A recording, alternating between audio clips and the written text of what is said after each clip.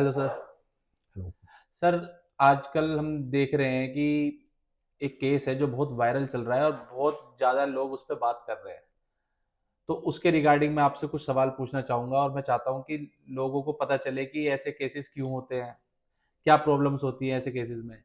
वो केसेस है अतुल सुभाष का केस। बिल्कुल ठीक। मैं जानना चाहता हूँ सर, ये क्या है? अतुल सुभाष का केस है क्या? इसकी स्टोरी क्या है? पहले तो सर आप बताएंगे सर कुछ इस बारे में। भाई ये एक दुखद घटना है जिसमें अतुल सुभाष ने अपने पत्नी के बीच के मुकदमे के बीच में से दुखी होकर के उसने आत्महत्या कर ली एक दिन। हालांकि various allegations has been traded, जिसमें उन्होंने एलिगेशंस लगाई हैं, जिसमें ये भी है कि साहब उनको न्याय नहीं मिला न्यायालय से, और उनको अपने दुश्मनों के खिलाफ जो अपनी पत्नी के लिए और के लिए कहते हैं पैसे देने पड़ रहे हैं जो उनके खिलाफ इस्तेमाल होंगे। दुखद ये है कि जो कानून अंडर प्रिविलेज लोगों के लिए बना, खासतौर पर महिलाओं के लिए बना, उसको एज ए वेपन यूज किया जा रहा है। और जिसमें जिनको सही में जरूरत है शायद वो लोग न्यायालय में नहीं आ पा रहे हैं या उनको न्याय नहीं मिल रहा है, लेकिन कुछ लोग जो उस व्यवस्था का दुरुपयोग कर सकते हैं वो कर रहे हैं। और वो सिर्फ जो पारिवारिक न्याय व्यवस्था है उस उसी उन्हीं कानूनों का मिसयूज नहीं हो रहा है, बल्कि और भी जो कानून बनाए गए थे, सोशल लेजिस्लेशन बनाए गए थे समाज में अंडर प्रिविलेज लोगों के लिए, जो जो सदियों से दबे कुचले थे उनके प्रोटेक्शन के लिए, उन सभी का हो रहा है। और इस पे समय समय पे आवाज उठती भी रही है।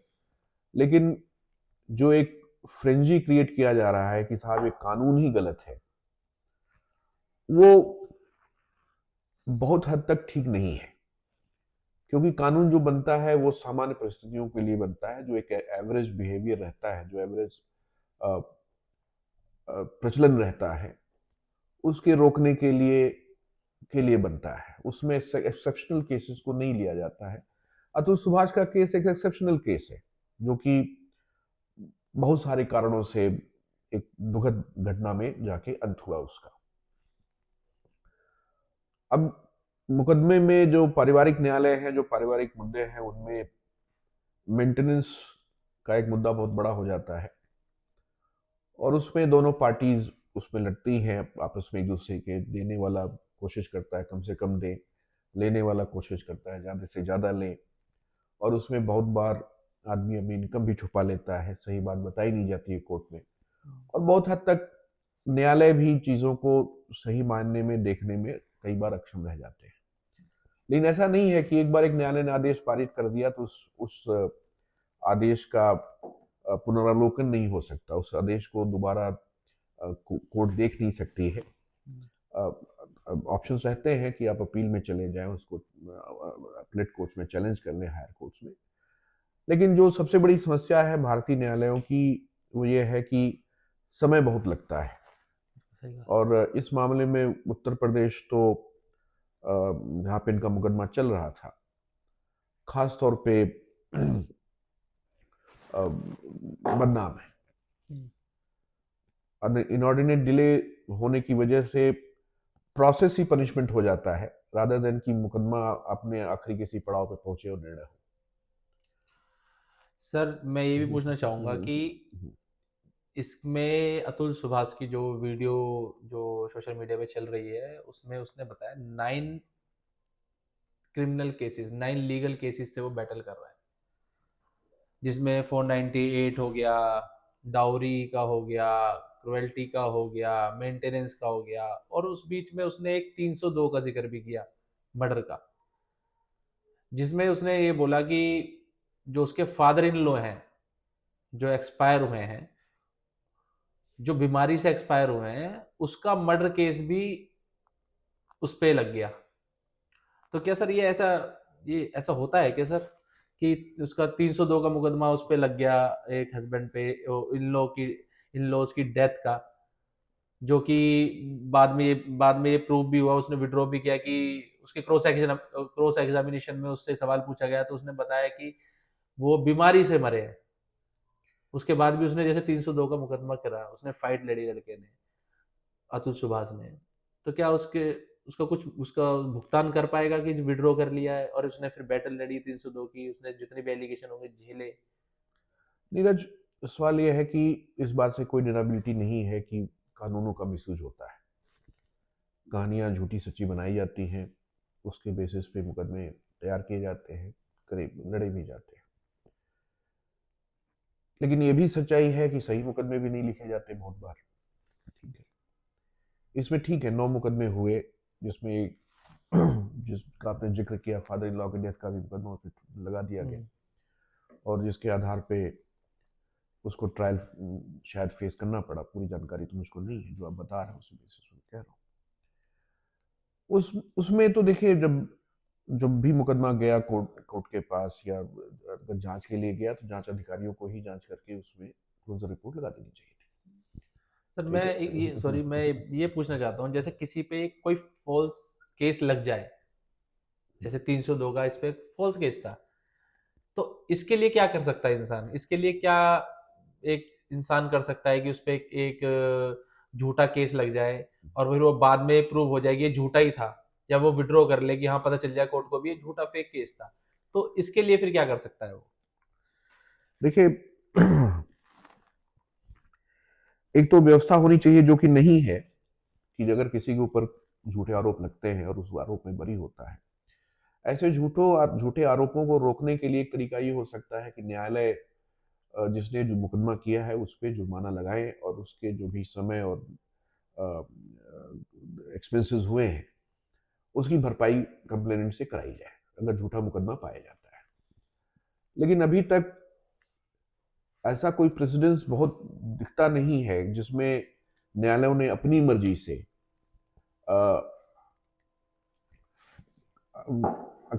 कंप्लेनेंट पे जुर्माना लगाया हो? जुर्माना लगाया हो। ऐसा कोई प्रेसिडेंस अभी मिलता नहीं है। हाँ, उसके इसके अलावा एक ऑप्शन रहता है ऐसे आदमी पे जिसपे झूठा मुकदमा लगा और जिसने अपने को डिफेंड किया, सक्सेसफुली डिफेंड किया, वो डैमेजेस के लिए अलग से क्लेम कर सकता है कोर्ट में। ओके। डैमेजेस का क्लेम बन सकता है, और वो एक अच्छा क्लेम बन सकता है, और डिफेंडेबल क्लेम बन सकता है। एक ट्राइबल इशू ये हो सकता है कि आदमी कोर्ट में जाए और वो डिमांड करे कि साहब, चूंकि मेरे ऊपर झूठा मुकदमा किया गया, उसकी वजह से जो भी मेरा मेंटल एवनी हरेसमेंट हुआ, उसको वो क्वांटिफाई करके एक रिकवर डैमेजेस का मुकदमा और क्लेमिंग अमाउंट कर सकता है उस पर। बाकी कोई दूसरा ऑप्शन है नहीं। लेकिन अब ये हाई टाइम है कि हिंदुस्तान में भी न्यायालय इस बात को देखे कि अगर किसी के ऊपर झूठा मुकदमा किया जा रहा है और वो आदमी और मुकदमा पाया जाता है कि उसमें उसकी सजा अपरेंटली झूठा मुकदमा था, तो न्यायालय एक कोई स्ट्रिक्ट एक्शन ले ले उस पे स्ट्रिक्ट जो एक्शन ले और हैवी हैवी कॉस्ट इम्पोज करे, या करें।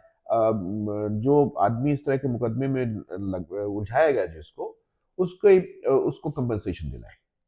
वो वो सिर्फ मैट्रिमोनियल डिस्प्यूट्स की बात नहीं है। बहुत सारे मुकदमे ऐसे आए जिसमें आदमी 10-10 साल, 15-15 साल जेल में रह गया, और बाद में पाया गया कि सारा मुकदमा ही झूठा था। झूठा है। तो आप उसकी लाइफ को कैसे कंपनसेट करेंगे? हम्म। दूसरा, किसी भी आदमी को अगर आप 3 साल 4 साल अपना सारा काम धाम छोड़ करके वो मुकदमा झेल रहा है, और वो पाया जाता है झूठा मुकदमा था, तो उसको कैसे कंपनसेट करेंगे? उसका समय तो नहीं लौटा सकते, लेकिन हाँ, ये जरूर है कि आप उसको मॉनेटरी टर्म्स में कंपनसेट कर दें, जिससे कुछ हद तक भरपाई हो जाए। इस पे अब न्यायालयों को सोचना पड़ेगा, और इस पे कार्रवाई करनी पड़ेगी इस सर एक एलिगेशन और लगाया था उसकी पे। वाइफ ने, 377 का, हम्म, अननेचुरल हम्म, सेक्स। हम्म, तो इसके बारे में थोड़ा सर मेरे को क्लियर कर देंगे, क्योंकि ये बहुत बार सुनने में आता है कि जब मेल के साथ, मतलब एक आदमी के साथ अननेचुरल सेक्स होता है तो उसकी कोई कंप्लेंट नहीं होती है, बट जो फीमेल होती है उसके साथ कोई 377 वो लगा सकती है, तो वो एक बहुत बड़ा क्राइम हो जाता है। बट मेल जब ये कोई फाइल करने जाता है कंप्लेंट 377 में, तो उसके खिलाफ कोई कंप्लेंट रजिस्टर्ड ही नहीं होती है। सर इसके बारे में कुछ बताइए सर मेरे को। तो बात ये ठीक है कि जो हमारा लीगल प्रोविजन है, खासतौर पे मैट्रिमोनियल मामलों में और सेक्सुअल ऑफेंसेस में, ये जेंडर न्यूट्रल नहीं है। ठीक है। हालांकि रिसेंटली कुछ एक जजमेंट्स आए जिसमें जेंडर न्यूट्रल करने की कोशिश की गई, खास तौर पे अबेटमेंट वाले एडल्ट्री वाले पे एडल्ट्री वाले मामले में उसको जेंडर न्यूट्रल बनाया गया। लेकिन बाय एंड लार्ज अभी भी हमारा कानून जेंडर न्यूट्रल नहीं है। खासतौर पे जब अभी अमेंडमेंट किया गया है, जो नया हमारा प्रोसीजर लॉ आया है, भारतीय न्याय सुरक्षा संहिता या भारतीय न्याय संहिता, इसमें भी जेंडर न्यूट्रलिटी की बात नहीं की गई है। और कुछ एक हाई कोर्ट में पिटिशन चल रही है कि साहब इसमें जो क्राइम अगेंस्ट विमेन वाला जो सेक्शन है उसको जेंडर न्यूट्रल किया जाए। अब उसमें एक सामाजिक कारण यह है कि भारत अभी भी बहुत पिछड़ा देश है और इसमें जेंडर न्यूट्रल करने का मतलब होगा बहुत सारे केसेस छूट जाएंगे, जो कारण हो सकता है शायद जेंडर न्यूट्रल नहीं किया गया, क्योंकि अभी भी बहुत बड़ी आबादी जो है महिलाओं की वो न्याय के उसमें न्याय के प्रक्रिया को अपना नहीं पाती है। बहुत सारे कारण हैं उसमें। लेकिन ये भी अब इस बात को भी झुटलाया नहीं जा सकता कि एक बड़ी संख्या अब आ गई है जो इन न्यायिक व्यवस्थाओं को, जो कि सोशल लेजिस्लेशन है, वेलफेयर लेजिस्लेशन है, उसको एज अ वेपन यूज कर रहे हैं फॉर देयर वेस्टेड इंटरेस्ट। तो इस बात का भी अब ध्यान रखना पड़ेगा, खासतौर पर न्यायालयों को इसको they have to be more concerned about it and more vigilant about it. They can't leave the things only on the basis, they can't decide the thing only on the basis of allegations without considering the evidence before them. और सबसे बड़ी व्यवस्था की दिक्कत यह है कि जब पत्नी पति के खिलाफ मुकदमा करती है उसको आप क्राइम अगेंस्ट विमेन सेल में भेजते हैं। अब मुझे कभी नहीं समझ में आया कि क्राइम अगेंस्ट विमेन सेल जो मीडिएशन का सेंटर आपने बनाया है उसमें पुलिस को क्यों रखा है, क्योंकि पुलिस की ट्रेनिंग उस तरह की नहीं है कि मैट्रिमोनियल मैनुअल में केसेस में वो काउंसलिंग कर सके। बेसिकली वहां पे एक नए तरह का एक्सटॉर्शन शुरू हो जाता है जिसमें पुलिस जो, जबकि उनकी चूंकि ट्रेनिंग ही नहीं है कि वो बात की सेंसिटिविटी को समझें और उसको उस हिसाब से उसको काउंसलिंग करें पार्टीज की, तो एक और हैरेसमेंट का पॉइंट बन जाता है खासतौर पे पुरुषों के लिए, जहाँ पे उनको प्रेशराइज भी किया जाता है और चूंकि उनके पास कोई एवेन्यू नहीं रहती है तो बहुत बार चीजें वहीं से खराब होनी शुरू हो जाती हैं। दूसरा, मैट्रिमोनियल डिस्प्यूट्स का इन्वेस्टिगेशन आप नॉर्मल पुलिसिंग जैसा नहीं कर सकते, वो संभव ही नहीं है। तो हमको खासतौर पे जो इन्वेस्टिगेटिंग एजेंसीज होती हैं जो मैट्रिमोनियल डिस्प्यूट में खासतौर डाउरी वाले मैटर्स को जाकर के इन्वेस्टिगेशन के लिए इंटरेस्टेड की जाती हैं, उनको अलग तरह से सेंसिटाइज करना पड़ेगा, उनको एक सेंसिटिविटी डेवलप करनी पड़ेगी कि आप इसको आम कानून व्यवस्था के मामलों की तरह इसको आपको नहीं हैंडल करना चाहिए। सर ये थोड़ा सीएडब्ल्यू सेल के बारे में बता सकते हैं, क्या होता है सीएडब्ल्यू सेल? सीओडब्ल्यू सेल ये व्यवस्था बनी शुरुआत में जब दहेज कानूनों का बहुत ज्यादा मिसयूज हुआ, तो बाद में ये व्यवस्था बनाई गई कि एफआईआर लिखने से पहले जब कंप्लेंट दी जाती है तो कंप्लेंट देने के बाद पार्टीज जो भी पति पत्नी है या जो को उनको एक एवेन्यू दिया जाए कि आपस में वो बैठ करके रिकाउंसिलेशन का प्रोसेस हो सके। तो उसके लिए क्राइम अगेंस्ट वुमेन सेल बना दिया गया और क्राइम अगेंस्ट वुमेन सेल में जब भी कंप्लेंट आती है किसी महिला की अपने खिलाफ किसी भी तरह के आरोप घरेलू हिंसा के मामले में या दहेज के मामले में, तो क्राइम अगेंस्ट वुमेन सेल को भेज देते हैं। क्राइम अगेंस्ट वुमेन सेल उसको फिर उसमें पार्टी से बातचीत करती है और उसमें ये भी एक्सप्लोर किया जाता है कि साहब एक की सच्चाई कहाँ पे है। दूसरी ये भी एक्सप्लोर करने की कोशिश की जाती है कि साहब पार्टीज के बीच में किसी तरह का एक रिकॉन्सिलेशन हो जाए और डिस्प्यूट आगे ना बढ़े। अच्छा, तो मतलब कुल मिला के वो ये क्राइम अगेंस्ट वुमेन सेल का ये रहता है कि कैसे भी करके इनका मतलब मुद्दा यहीं पे बढ़े ना, खत्म हो जाए, बढ़े ना। एस्केलेट ना हो। ओके। लेकिन समस्या यहाँ पे कहाँ पे है कि जैसे मैंने पहले कहा कि पुलिस, उसमें पुलिस इन्वॉल्व है, पुलिस की ट्रेनिंग नहीं है, पुलिस की उस तरह की सोच नहीं है, उनके लिए एक आम अपराध का मामला लगता है। तो दिक्कत यहाँ तक आती है कि जब अगर आपके खिलाफ, अगर आप पुरुष है, आपके खिलाफ कंप्लेंट हो गई और आप गए पुलिस थाने में, आपने कहा जी कंप्लेंट कॉपी दे दो, कहते हम नहीं देंगे आपको। पहली प्रैक्टिस तो ये होती है। दूसरी प्रैक्टिस ये होती है कि प्रेशराइज करो कि किसी तरह वो उस बात पे आ जाए, फिर रिकवरी के प्रोसेस शुरू करो या बाकी चीज शुरू करो।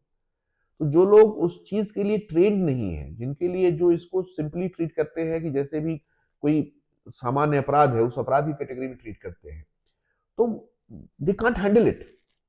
इसके लिए आपको अलग तरह की सेंसिटिविटी रखनी पड़ेगी, जिसमें आप as a law enforcing agency की तरह पे पूरी तरह ना देखें, बल्कि इस तरह देखें कि आप फ्रेंड फिलोसफर एंड गाइड हैं, you are trying to find out the truth, and you are also trying to find avenues where parties agree to either to live separately, peacefully, or settle their all disputes, or agree to live together. तो आपका रास्ता ये होना चाहिए, लेकिन वो समस्या ही हो जाती है कि वो फिर वही कि साहब इसको लॉ एंड ऑर्डर का ट्रीट करना शुरू कर देते हैं। और उससे होता क्या है, समझौती की जगह खास तौर पे पुरुष और हरेस्ट हो जाता है उसमें। तो सर इसमें क्या मैन नहीं कर सकता फाइल? जैसे ये क्राइम अगेंस्ट वुमेन सेल है, तो ये सिर्फ और सिर्फ भाई वुमेन की ही कंप्लेंट लेगा? ऐसे ऐसा नहीं है कि जैसे क्राइम तो मैन के साथ भी हो सकता है ना, एक नहीं, रिलेशनशिप होता ही है, रिलेशनशिप में होता में हो ही तो जाता है। किसी के साथ भी हो आज सकता है। की आज की तारीख में जिस युग में हम रह रहे हैं, उसमें कहना कि साहब पुरुषों के खिलाफ किसी तरह का हरेसमेंट टॉर्चर नहीं हो रहा है, अ, ये जो सच्चाई को भुलाना होगा। ठीक है, सच्चाई को नकारना होगा। सच्चाई ये है कि अब अगर महिलाएं प्रताड़ित हैं तो बहुत जगहों पे पुरुष भी पुरुष भी प्रताड़ित पता है, है। लेकिन कोई फोरम पुरुषों के लिए है नहीं नहीं अभी। है, अभी नहीं की है, अभी अभी की नहीं डेट है, में नहीं है। अभी नहीं है। भविष्य में बनेगा, नहीं बनेगा। और इसमें सबसे बड़ी बात है, अब ये समय आ रहा है कि जब हमको कानून को जेंडर न्यूट्रल बनाया जाए, क्योंकि समाज आगे बढ़ता जा रहा है। जिस तरह का एक्सपोजर लोगों का हो गया है, अब न्यायालयों को लेकर के उस तरह का इन्हिबिशन लोगों में नहीं है, खासतौर पर महिलाओं में भी, कि साहब न्यायालय नहीं जाना है, न्यायालय कोई एलियन जगह है, या वहाँ क्या होगा क्या नहीं, वो नहीं है। आज आज मीडिया का एक्सपोजर इतना है कि हर घर में मोबाइल फोन है, हर घर में लोग चीज़ों को देख रहे हैं, समझ रहे हैं। उसमें लोग ये भी जान समझ रहे हैं कि हम जो चीज़ फायदे के लिए है, उसको हम एज ए वेपन कैसे यूज कर सकते हैं दूसरे खिलाफ। तो ऐसी परिस्थिति में अब जरूरी है कि हमारा जो कानून कानून है, उसको इस तरह से बनाया जाए जहाँ पे दोनों के लिए इक्वल मौका हो, और अगर कोई भी प्रताड़ित हो उसकी बात सुनी जाए। सच्चा है झूठा है वो तो जांच का विषय होगा। बिल्कुल ठीक। ठीक है, तो जांच होगा जो होगा। पर एक फॉर्म तो लेकिन लेकिन लेकिन फॉरम तो एक बनानी चाहिए लेकिन कि एक लेकिन मैन को कोई भी लेकिन चीज एक प्रॉब्लम होती लेकिन है एक तो एवेन्यू रहे, बिल्कुल एक फोरम रहे जहाँ पे वो अपनी बात वो कह कह सके। सके। जिसपे एक जो व्यवस्था है, जो सिस्टम है, उसको इनिशिएट किया जा सके, इन्वोक किया जा सके उसके प्रोविजंस को, और फिर जांच होगी, जो बात होगी वो होगी। लेकिन ठीक। अब सबसे बड़ी समस्या ये होगी है, फैमिली कोर्ट्स में अब काम बहुत हो गया है, बहुत सारे मैटर्स हैं, जजेस नहीं है, सिस्टम इक्विप्ड नहीं है, टाइम बहुत लगता है। और हालांकि चीजों को स्ट्रीमलाइन किया जा रहा है, लेकिन अभी it's a long way to go. ठीक। सर एक ना एक चीज और बहुत सुनी और देखी जाती है इस फील्ड में, जब भी कोई वुमेन, जब भी कोई वाइफ केस लेके आती है एडवोकेट्स के पास, तो उसे ज़्यादातर एडवोकेट्स एक बंच ऑफ केसेस का एक पूरा वो पैकेज दे देते हैं। जैसे कि हस्बैंड पे वो क्रुएल्टी का, डोमेस्टिक डोमेस्टिक वायलेंस का केस फाइल कर दो, मेंटेनेंस का केस फाइल कर दो, बच्चे हैं तो कस्टडी का केस फाइल कर दो, ठीक है, डाइवोर्स का केस फाइल कर दो। ठीक है, ये चार जो केसेस है ना सर, ये एक पैकेज की तरह एडवोकेट्स बता देते हैं। तो सर ये क्या ये इससे कैसे डील करा जाए? जैसे कोई लड़का है तो वो कैसे डील करे ये चार केसेस जो हर एक हस्बैंड को फेस करने पड़ रहे हैं मुझे लगता है आज की डेट में, तो ये कैसे, इनसे कैसे डील किया जाए एक हस्बैंड को? देखिए, एक तो इसका कोई स्ट्रेट जैकेटेड फॉर्मूला नहीं हो सकता, वन अप्लाइज टू एवरीबॉडी। हाँ, ये ठीक है कि एक वाइफ जो है उसके पास एटलीस्ट 4 फोरम अवेलेबल हैं जहां पे कोई अपने रिलीफ मांग सकती है, जिसमें डोमेस्टिक वायलेंस एक्ट है, 125 सीआरपीसी है, मेंटेनेंस का है, 498 एफआईआर है, और कस्टडी का हो गया, एक जो कस्टडी, बच्चे अगर हैं तो अगर बच्चा कस्टडी है के तो लिए कस्टडी। होता लेकिन कोई जरूरी नहीं है चारों मुकदमे इकट्ठे ही हों, ठीक है। है। हाँ, लेकिन ये जरूर देखा जाता है कि देखिए कि इकट्ठे कई मुकदमे शुरू कर दिए जाते हैं, हम्म, और इन सबका मकसद ये नहीं होता है न्याय मिलेगा, बहुत बार मकसद ये होता है कि भाई प्रेशराइज करके हम्म, जो कुछ भी आप मैक्सिमम एक्सट्रैक्ट कर सकते हैं कर ले, या दूसरी पार्टी को हरेस कर ले, to bring about your conditions, sir ठीक है, यही चीज जो ना, आप चाहते हैं। यही चीज एक अतुल सुभाष के केस में भी देखी गई कि ये 4 केसेस तो थे ही थे, इसके अलावा क्रिमिनल केसेस भी थे, क्रिमिनल ब्रीच ऑफ ट्रस्ट का था, डिफेमेशन का भी केस लगा हुआ था। और क्या है ना सर, अलग अलग डेटों पे ये केस लगा दिए जाते हैं, जिन 4 केसेस की हम बात कर रहे हैं, अलग अलग डेटों पे केस लगा दिया जाता है। इनको कैसे डील करे हस्बैंड कि ये 4 केसेस है, ये 4 केसेस पे उसे आना है, हर डेट पे आना है, तो इनको कैसे डील करे, क्या क्या कर सकता है वो हस्बैंड? देखिए, एक तो ये है अगर मुकदमा हो गया है तो आपको डिफेंड तो करना ही पड़ेगा, ठीक है। और डिफेंड नहीं करते हैं, न्यायालय में नहीं जाते हैं, तो आपका पक्ष उसमें आएगा नहीं। अब रहा है कि आपको हर पेशी पे जाना है, तो उसका तो इलाज ये है कि आप एग्जाम्पशन कोर्ट में अप्लाई कर दें, अपने थ्रू काउंसिल ऑफ अपीयर हो, जब इमरजेंसी हो। और उसमें कोर्ट आपको एग्जाम्पशन दे देती है गिवन द सिचुएशन कि भाई ठीक है, जब आपकी जरूरत होगी तभी आपको बुलाया जाएगा, बाकी समय में आपने जिसको भी अपना अधिवक्ता अपॉइंट किया है, जिसको आपने एडवोकेट अपॉइंट किया है, वो आपके एडवोकेट अपीयर होते रहेंगे, जो नेसेसरी प्रोसीजर, जो भी प्रोसीजरल रिक्वायरमेंट है उसको पूरी करेंगे, और मामला आगे चलता रहेगा। तो ये चीज अवेलेबल होती है। अब कई बार क्या होता है, न्यायालय जो है वो एग्जाम्पशन देने में बड़ी स्ट्रिक्ट हो जाती है, हम्म, जबकि ऐसी बात नहीं है कि व्यवस्था नहीं है, प्रॉपर प्रोविजंस हैं। और प्रोविजन ये है कि आप चाहें तो उस दिन के लिए सिर्फ एग्जाम्प्ट कर दें, या परमानेंट एग्जाम्पशन दे दें, और वो पार्टी थ्रू काउंसिल अपीयर होती रहे, ओके, इसमें कोई रुकावट नहीं है।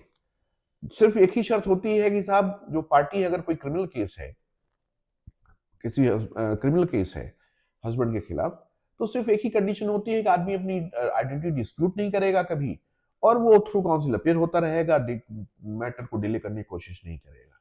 तो इसमें प्रोविजंस तो हैं, लेकिन अल्टीमेटली पार्टी को डिफेंड तो करना पड़ेगा, थ्रू काउंसिल करना पड़ेगा, और नहीं करेगा तो उसके कॉन्सिक्वेंसेज होंगे। दूसरी बात, जो बात मैं बार बार कह रहा हूं, कि कानूनों को वेपनाइज किया जा रहा है, इस्तेमाल किया जा रहा है, वेस्टेड इंटरेस्ट से इस्तेमाल किया जाता है, उसमें न्यायालयों को भी देखना पड़ेगा कि गुणदोष के आधार पे कि कौन से मामले को कितना तरजीह दिया जाए और किसको किस स्टेज पे खत्म किया जाए, वो चीज उनको देखना पड़ेगा। प्रोविजन हर चीज के लिए है, बहुत ही एग्जॉस्टिव प्रोसीजर लॉ हमारे पास है। अब ये है कि अच्छी चीजों का भी मिसयूज होता है तो होता है, क्या कर सकते हैं। हमारा समाज कोई आदर्श समाज तो है नहीं। अब इसी समाज में से जज भी आ रहे हैं, इसी समाज में से वकील भी आ रहे हैं, इसी समाज में पार्टी भी आ रहे हैं। तो एक उम्मीद करना कि बड़ा आदर्श सिस्टम बन जाएगा, ठीक है, तो ये तो बेमानी होगी हमारे पास। और ये कहना कि हमारी कानून व्यवस्था बिल्कुल खराब है, ऐसा भी नहीं है। दुनिया का सबसे एग्जॉस्टिव हमारे पास प्रोसीजर लॉ है, जिसमें नेचुरल जस्टिस के सारे प्रिंसिपल्स को की जगह है, और न्याय आदमी को कैसे मिले उस बात की सारी व्यवस्था है। अब ये है कि इम्प्लीमेंटेशन के लेवल पे जो मिस्टेक है वो है, जो एरर है वो है, वो कानून बदलने से नहीं ठीक होगा। वो ठीक होगा जब हम ऐसे लोगों को ले आएंगे इस सिस्टम में, जिनका जिनका आदर्श होगा न्याय देना, और जो लोग इस बात के लिए कमिटेड होंगे कि भाई काम जो भी है उसको उस तरीके से निपटाया जाएगा, और सारे मामले के गुणदोष को संवेदनशीलता से देखा जाएगा।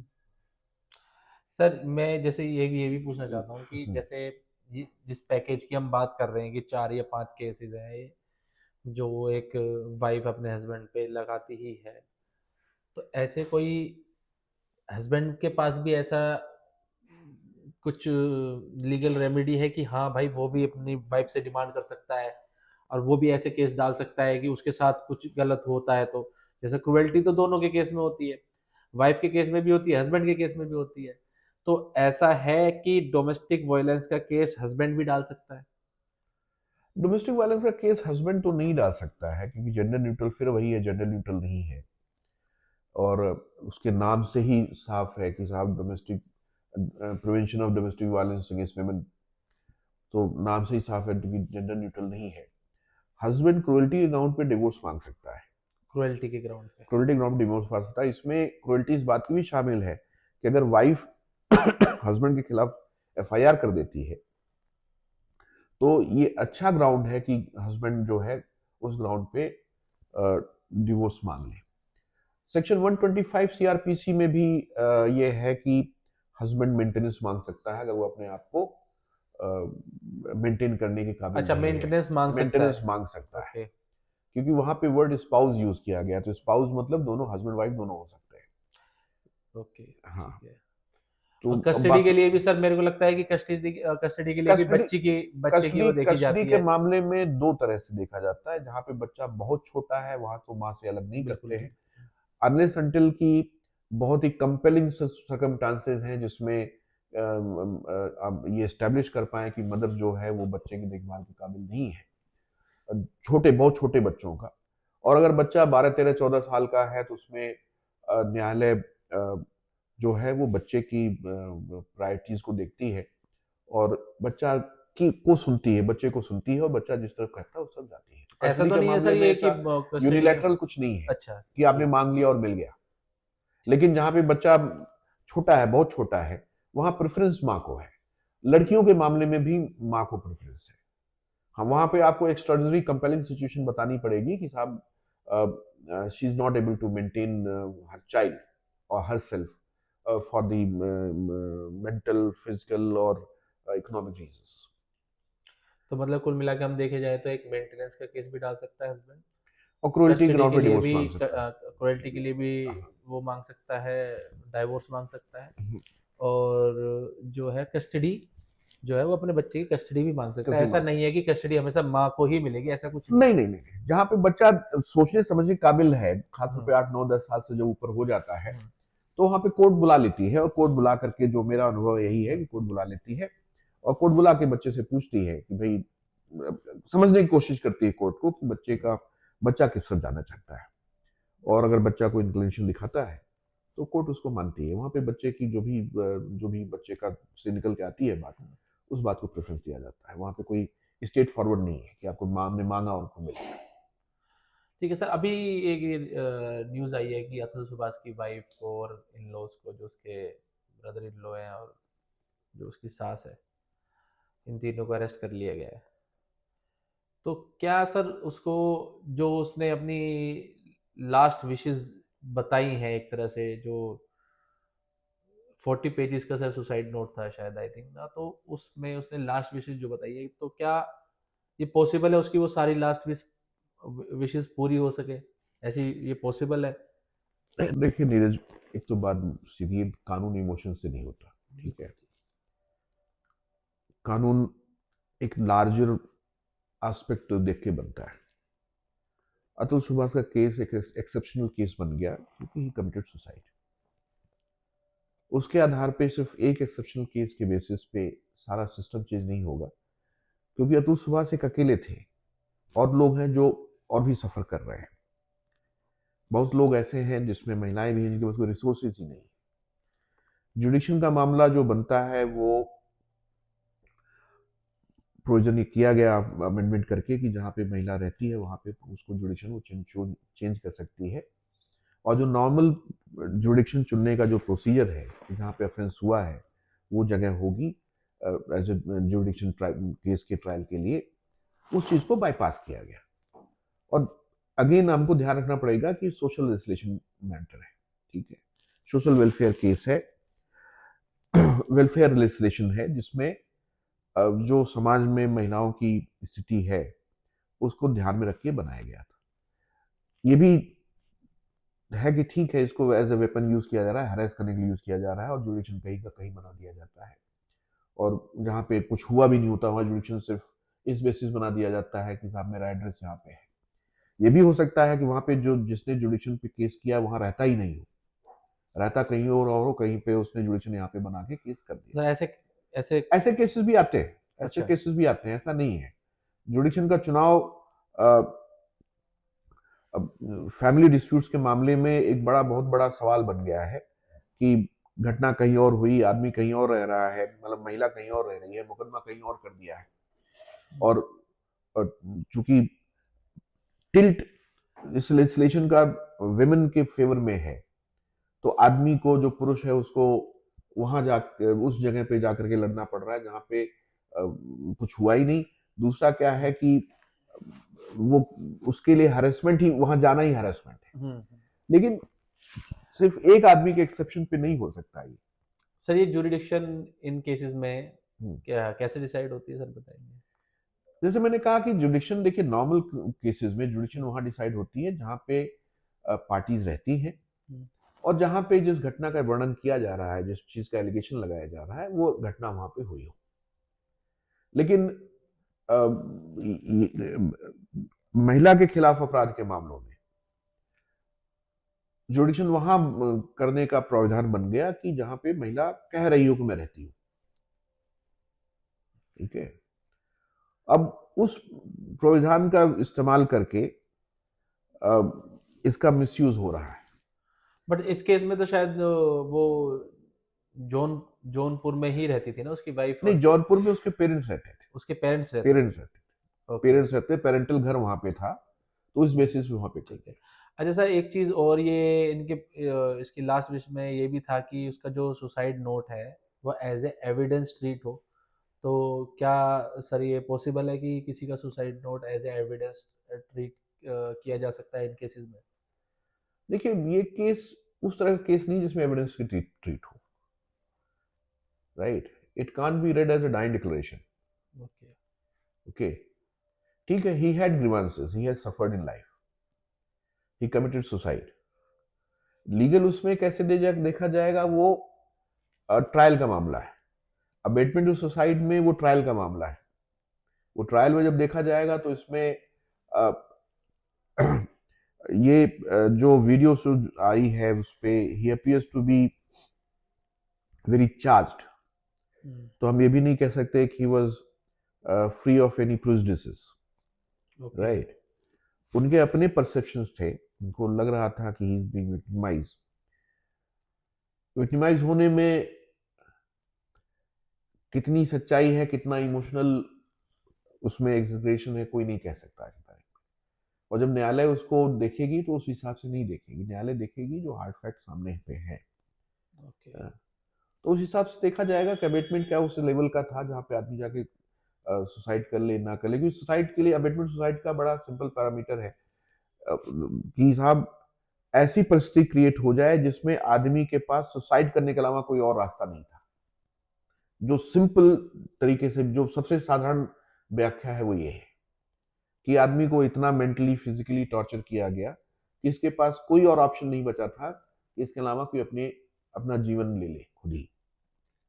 तो ये उसको साबित करना, मतलब उसके लिए एविडेंस जो भी रिकॉर्ड पे आएगा, उस पे जो न्यायालय उसको जांच करेगी, जो डिस्कशन पे आएगा, वो उस बाद में आएगा। इन इमोशनल आउटबर्स्ट पे नहीं जाएगी।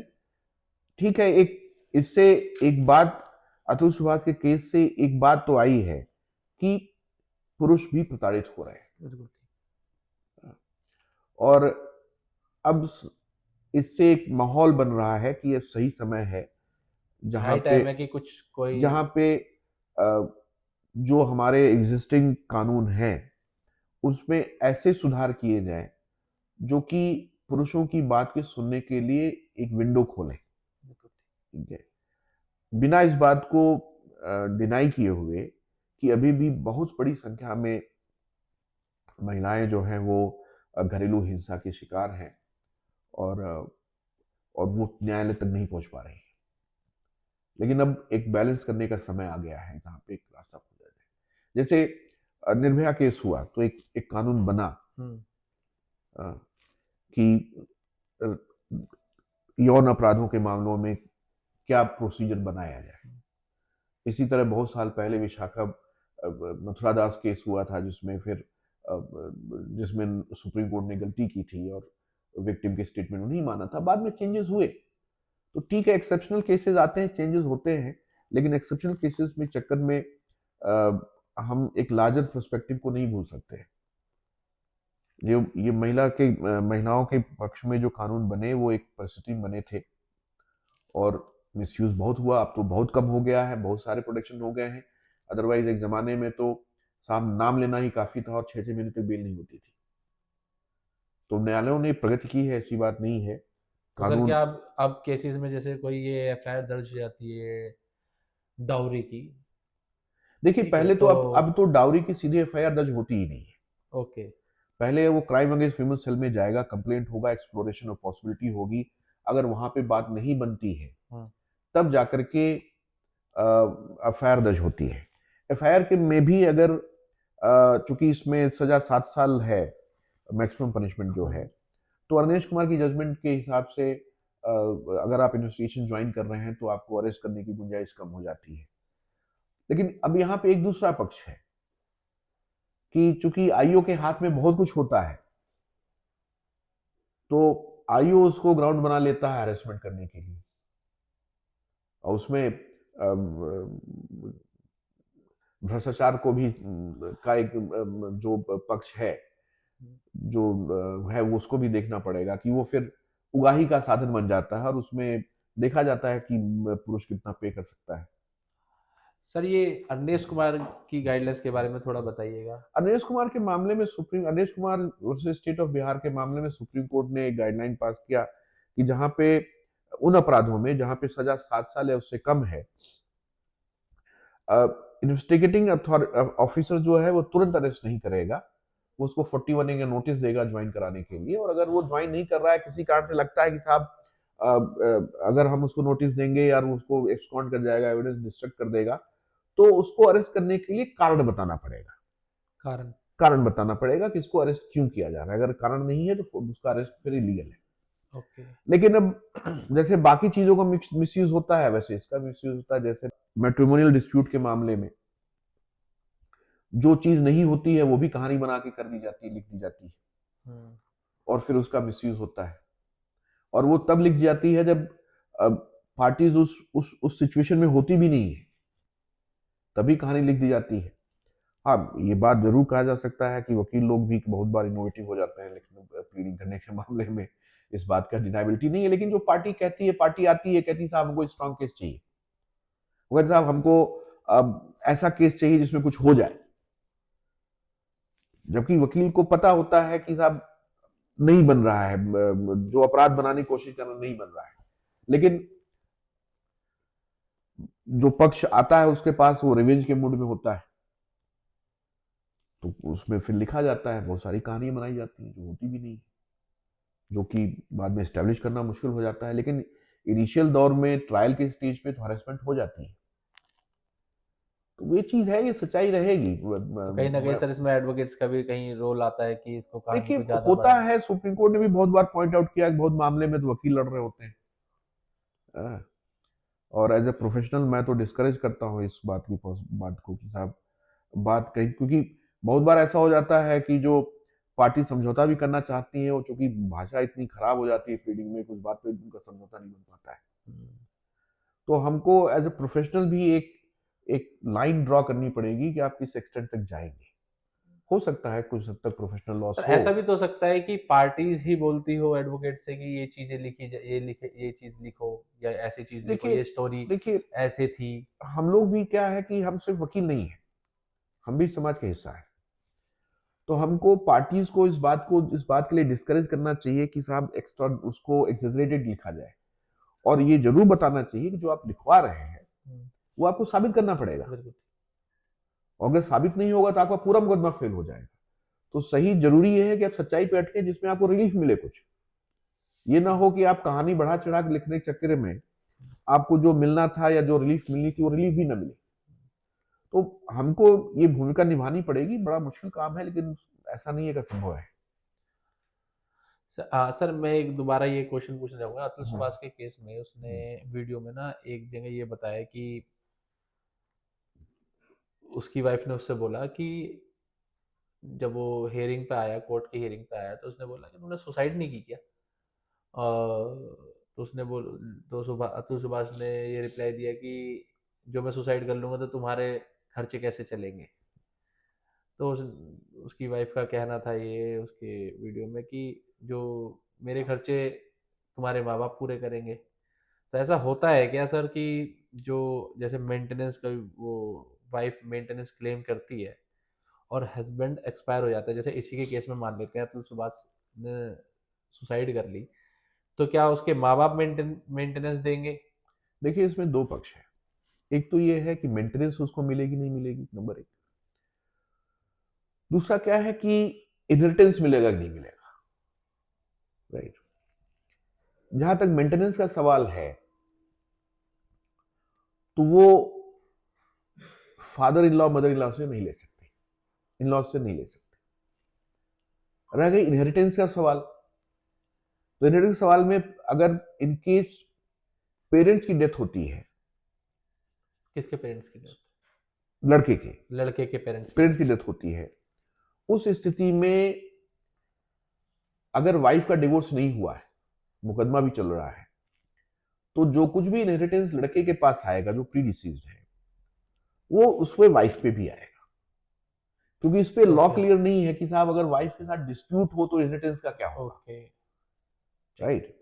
तो वो मतलब एक जो वो भी जो वो एक उसके वो एक वो अतुल एक सुभाष के जो अनचार्टेड है। पेरेंट्स तो एक्सपायर हो जाते हैं, जितना अतुल भी। सुभाष के पेरेंट्स अगर डेथ होती है, हम्म, तो एक तो अतुल सुभाष का जो इनहेरिटेंस है वो आएगा वाइफ के पास, हाँ जो भी उसका एसेट्स है वो भी हाँ। है। क्योंकि इस पे कानून क्लियर है नहीं कि अगर वाइफ एस्ट्रेंज्ड है, हम्म। मतलब डिवोर्स होने के पहले और डिस्प्यूट होने के बाद, बाद। ठीक है, हम्म, अगर हस्बैंड की डेथ होती है तो उसके जो एसेट्स हैं वो वाइफ को आएंगे नहीं आएंगे, ओके। इस पे लॉ क्लियर नहीं है। तो प्रेजम्पशन यही रहेगा कि उसके जितने भी जो भी एसेट्स हैं, इनहेरिटेंस है जितने भी, वो वो वाइफ को मिले। वाइफ को मिलेंगे। ठीक है। और अगर उस आदमी के पेरेंट्स की पेरेंट्स। डेथ होती है, हाँ। तो उस अगर कोई एसेट आती है इसके पास, तो वो इस पे वाइफ पे या बच्चे जो उस पे डिवॉल्व करेगी। ओके। उस पे बहुत क्लैरिटी अभी उस पे कोई नेगेटिविटी अभी नहीं है। तो मतलब वो तो एक तरह से जो बोल रही है वो, तो वो वो हो सकता है कानूनी रूप से संभव है, कानूनी रूप से संभव है। कानूनी रूप से। ठीक क्योंकि एस्ट्रेंज्ड वाइफ की पोजीशन ऐसी एज सच है नहीं है। कि जहां पे उसको डिनाई किया जाए। ठीक अभी उस पर कोई जुडिशियल ऑर्डर नहीं है उस बात है। ओके। पे। हाँ। अब जैसे सर ये अतुल सुभाष ने सुसाइड कर ली है, हम्म।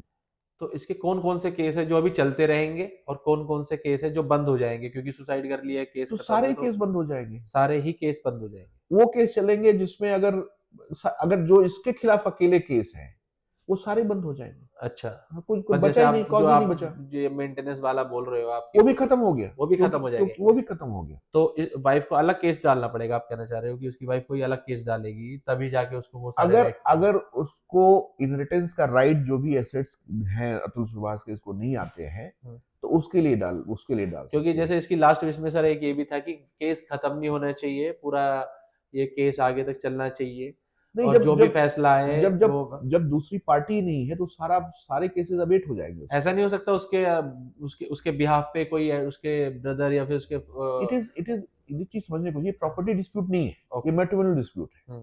तो मैट्रिमोनियल डिस्प्यूट में अगर हस्बैंड ही अकेले पार्टी है, हम्म। ठीक है, जैसे 498 के मामले का दूसरे लोग भी पार्टी है, हाँ। तो वो 498 चलेगा, में उसके वो हैं, दोनों मदर फादर हैं और वो उसके वो ब्रदर, चलता रहेगा, वो चलता वो रहेगा। चलता रहेगा, क्योंकि 498 उसमें चलता उनके रहेगा। खिलाफ एलिगेशन है। मेंटेनेंस लेकिन बंद हो जाएगा एक तरह मेंटेनेंस का से। मुकदमा खत्म हो जाएगा, ठीक है। डिवोर्स का मुकदमा खत्म हो जाएगा, क्योंकि ठीक पार्टी ही है। नहीं ना, बिल्कुल। पार्टी ही नहीं है, ठीक है। वो मुकदमा खत्म हो जाएगा। लेकिन 498 का तो चलता रहेगा। ठीक। दुखद रहा कुल मिलाकर के।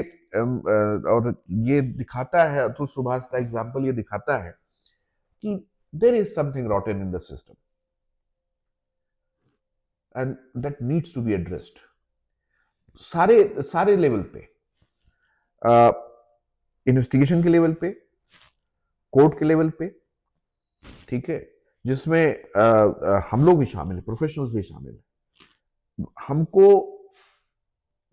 जो घरेलू हिंसा के मामले हैं या जो पारिवारिक मामले हैं, उनको नॉर्मल मुकदमे के तौर पे ट्रीट करना छोड़ना पड़ेगा, और इनको ये देखना पड़ेगा कि इनको हैंडल करने के लिए आपको एक डिफरेंट काइंड ऑफ सेंसिटिविटी चाहिए, बजाय इसके कि आप रन ऑफ द मिल जैसे केस आ रहे हैं उस तरह से आप ट्रीट करें। प्रॉपर्टी केस की ट्रीट करने लगे। क्योंकि घरेलू हिंसा के मामले में या पारिवारिक मामलों में बहुत सारी चीज जो है चार दीवारी के अंदर होती है, जिसका कोई रिकॉर्ड आप नहीं ला सकते। जैसे बहुत सारे एलिगेशंस लगते हैं कि मेरे साथ मारपीट हो गई या कोई चीज हो गई, उसमें कितनी बात सच्ची है, कितनी बात झूठी है, किसने प्रोवोक किया, ये साबित करना बहुत मुश्किल है।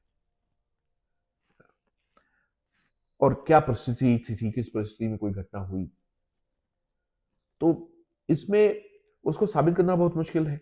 दूसरे, इसमें समाज को बड़ी भूमिका निभानी पड़ेगी, पेरेंट्स को भी बहुत भूमिका निभानी पड़ेगी। एक एक लोगों को पहले से ही शिक्षित करना पड़ेगा कि हम, अगर नहीं बनती है आपकी, तो it is better you go different ways, बजाय इसके कि आप मुकदमे पे मुकदमे किए जाए और दोनों पक्ष उसमें उलझे रहे। पार्टीज को बताना पड़ेगा कि लाइफ पे कोई प्रीमियम नहीं है। Every day that is passing in the litigation is of no use. You are not gaining anything. और ये भी उनको समझाना पड़ेगा कि पारिवारिक मामलों में आप सेंस ऑफ रिवेंज के साथ ना आए, वेंजियंस सीख करने ना आए। अगर न्याय का मामला है तो आप करिए, कोई वो नहीं, कोई उस पर कोई बार नहीं होना चाहिए, लेकिन बहुत बार वेंजियंस के लिए ना आए आप, कि मुझको दूसरे को सबक सिखाना है। और दुर्भाग्य यही है कि लोग सबक सिखाने के लिए आते हैं। मेजॉरिटी ऑफ द केसेस जो आते हैं, खासतौर पे अर्बन सिटीज में, मेट्रोपॉलिटन सिटीज में, जहाँ पे पढ़े लिखे लोगों की संख्या ज्यादा है, मैं रूरल एरिया की बात नहीं कर रहा हूँ, वहां पे मेजॉरिटी ऑफ केसेस में इस बात की संभावना काफी ज्यादा रहती है कि रिवेंज के लिए आए लोग, कि मुझको सबक सिखाना है। मुकदमा चलाना सबक सिखाने का पर्पज नहीं होना चाहिए, लेकिन होता है, आप क्या कर सकते हैं उसके लिए। सर, अब लास्ट में आप ये बताइए कि अब ये अतुल सुभाष के केस से क्या सोसाइटी पे कुछ असर पड़ेगा, या ये सर ये केस ऐसा ही है कि ये सब सोसाइटी पे असर पड़ने में बहुत समय लगता है। सोसाइटी में कोई चीज ओवरनाइट चेंज नहीं होती है। हाँ, सोसाइटी को एक अतुल सुभाष का case as a shock treatment आया है, जहां पे लोग इस तरफ देखना शुरू करेंगे, लेकिन यही सोसाइटी है जो बिल्कुल उसको एक तरफा देख रही है।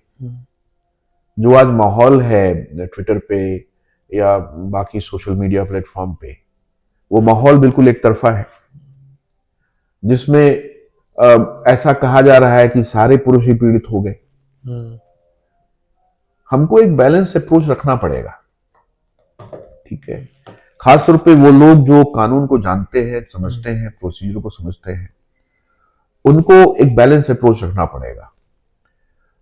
नीरज, एक समस्या और भी है, हो गई है समाज में हमारे, जो मतलब मैं बड़े शिद्दत से महसूस करता हूं, कि जिसको जिस विषय के बारे में कुछ नहीं पता है, जो उसको कभी उसने हैंडल नहीं किया, वो समझता है कि उसके अलावा उस विषय को कोई जानता ही नहीं, और वही लोग सबसे ज्यादा शोर मचा रहे हैं सोशल मीडिया पे। किसी भी डिस्प्यूट में कोई भी पार्टी पूरी तरह सही नहीं होती, कोई भी पार्टी पूरी तरह गलत नहीं होती। बहुत सारे मिटिगेटिंग फैक्टर्स होते हैं जिनको देखना पड़ता है। शुरुआत कहां हुई, कैसे हुई, इस बात को पता करना बहुत मुश्किल है। तो आप बेसिकली जो चीज सामने होता है उसको लेके चलते हैं। हमारे पास, न्यायालयों के पास, जज के पास कोई सिस्टम नहीं है कि टाइम मशीन से ऊपर वापस जाए और देख ले घटना कैसे हुई, कौन सही था, कौन गलत था, किसने शुरुआत की, किसने अंत करी। कोई नहीं है, ऐसी कोई नहीं जा सकते इस समय में पीछे। तो जो आपके सामने होता है उसके बेसिस पे आप निर्णय करते हैं। हाँ, इस बात की अब जरूर जरूरत हो गई है कि जो प्रोसीजर पनिशमेंट बन गया है वो ना रहे, त्वरित कार्रवाई हो, रीजनेबल समय में कार्रवाई हो, और जो रिलीफ अगर सामने दिख रही हो वो दिया जाए। और एक पनिशमेंट की तरह, खासतौर पे जो पारिवारिक विवाद है या डाउरी के जो केसेस हैं, उसमें जोर जो है वो, प्रेशर जो है वो पनिशमेंट की तरफ ना हो, एक रिकॉन्सिलेशन की तरफ हो, रिफॉर्म की तरफ हो। वो ज्यादा इसमें रिक्वायरमेंट उस बात की ज्यादा है। तो उस चीज को लेकर के एक सोच बननी चाहिए और फर्क पड़ेगा। अवेयरनेस आ रही है, लोग उस तरफ सोचेंगे, लेकिन it is long way to go now still. अभी हमारा समाज उतना मेच्योर नहीं हुआ है। ठीक है, चलिए sir, thank you sir, thank you so much thank you Neeraj. कि आप हमारे से बात करने के लिए आए, अपना कीमती वक्त दिया सर आपने। और मैं आशा करूंगा कि हम नेक्स्ट टाइम दोबारा बैठे किसी ऐसे भाई ही भाई लीगल ये टॉपिक पे। विषय है जिसपे समाज बड़ा चार्ज है आजकल। बिल्कुल सही कहा। और इस चार्ज माहौल में एक बैलेंस्ड ओपिनियन रखना बड़ा मुश्किल काम है, बिल्कुल। और जरूरत बैलेंस की ही है। नहीं तो आप सही लक्ष्य में नहीं पहुंच पाएंगे। हम्म, जरूरी है। बिल्कुल। Thanks lot Neeraj. Thank you, thank you. Thank you sir.